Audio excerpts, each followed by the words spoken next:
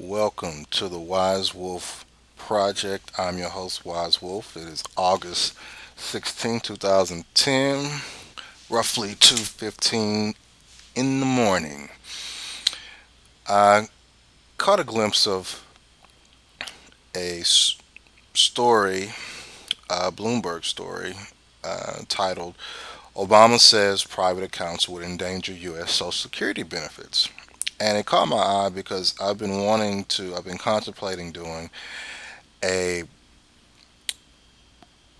report on 401ks and how I'm really not in the camp of thinking they are the best thing for most Americans. I mean, it's a staple at this point. Most folk have a 401k, some sort of pension or 401k, but 401ks in particular, not really fond in them for a couple of reasons. I thought this article would help um, me and you get some knowledge, gain some knowledge on how the system actually works and why I think it's not to your advantage.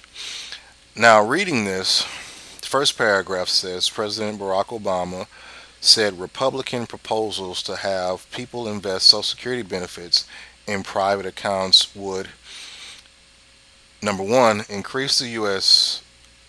budget deficit, and number two, put retirement money at risk to, quote, the whims of Wall Street traders, unquote.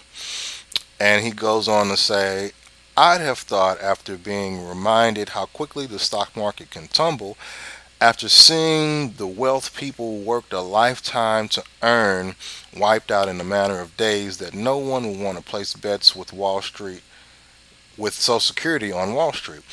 That everyone would understand why we need to be prudent about investing the retirement money of millions, tens of millions of Americans.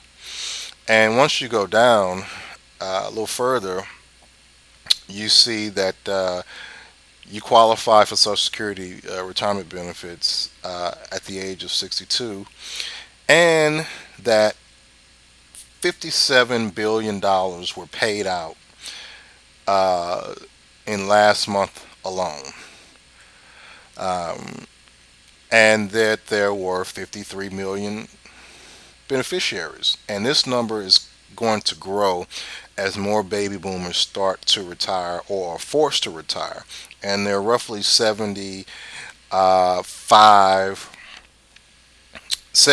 75. I've heard some estimates of 80 million baby boomers.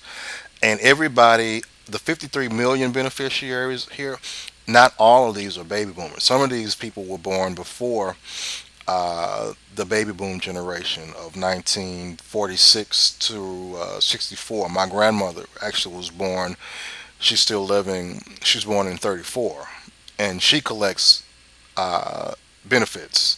So, not everybody, not all of this 53 million are all of baby boomers. And like I said, this number is going to grow by at least another 10, 20 million more people. So this 57 billion is going to grow over time. Just wanted to point that out. Now, back to Mr. Obama and his statements about increasing of the budget deficit and putting the money at risk to Wall Street. And that's if they were to go to private accounts. Now, I totally agree with him on both counts. I think that if we went to private accounts, it would increase the budget deficit. Sorry about that. And it would put your money at risk uh, for Wall Street. I mean, case in point, this last downturn, the so called experts were thinking that everything was kosher, everything was good, and people's 401ks are invested primarily through the stock market, through mutual funds. Uh, And in some cases, you have people losing up to 50% of their 401k money, their retirement money. That is a huge hit. So, I mean, based on that alone, you could say that it's risky putting your money into the hands of Wall Street traders. But the question I have is not should it go to uh, money should where should the accounts go? Should Social Security benefits, that money stay, that control stay with the government, or should it go to Wall Street, or maybe neither? I don't know. I'm just posing questions. We've said now that if Social Security benefits go to Wall Street, that it would be at risk. Like I said, 401ks, some have been hit already up to 50%. Now they've recouped some of that, uh, but I mean, it's they haven't gotten back to uh, zero yet. They haven't gotten back to positive earnings. They still carry a loss. So if not with Wall Street, then we have to look at how well the government's doing with Social Security. We see with 401ks, Wall Street, you can lose up to 50%, and really you could lose much more than that. But let's just say 50%. Well, how well has our government been doing with our money, Social Security money?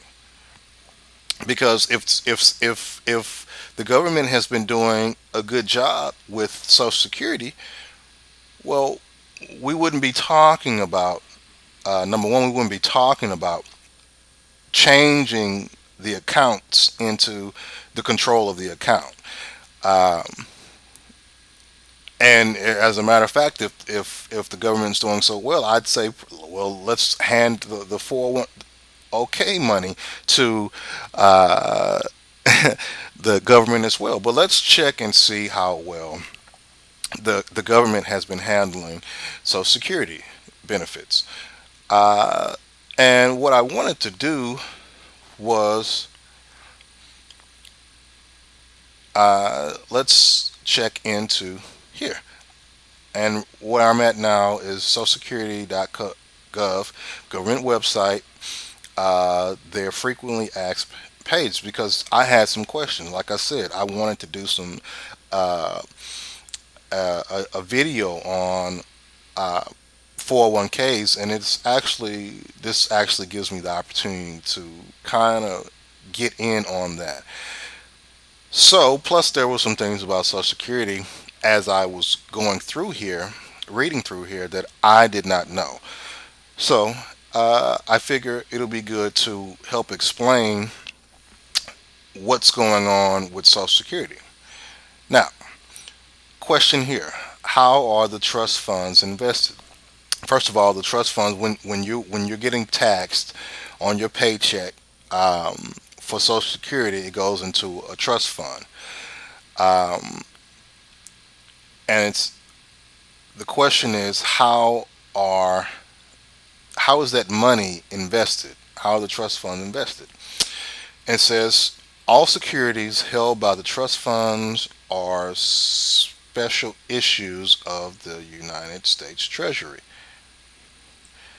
Um, so the funds are invested in securities, and they're invested into, quote, special issues, unquote.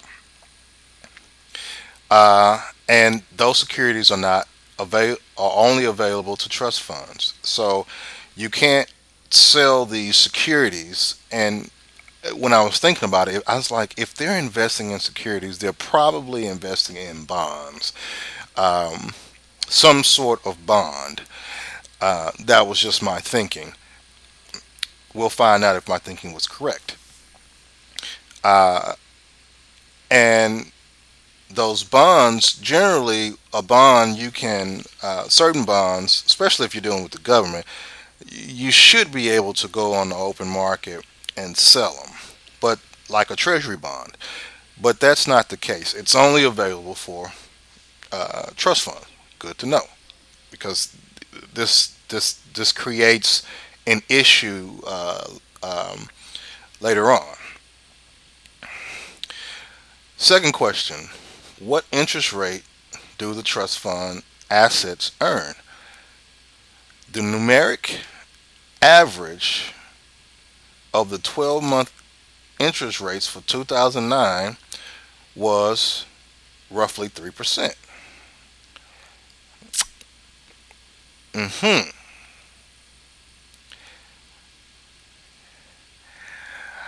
Ha ha ha ha ha.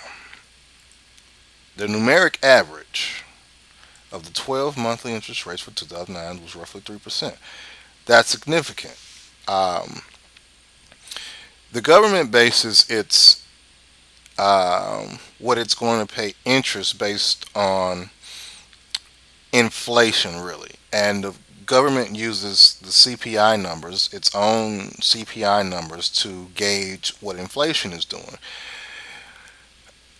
If inflation erodes the value of your dollar, so you have to pay more for things. Your purchasing power goes down because of it. Well, I was thinking, if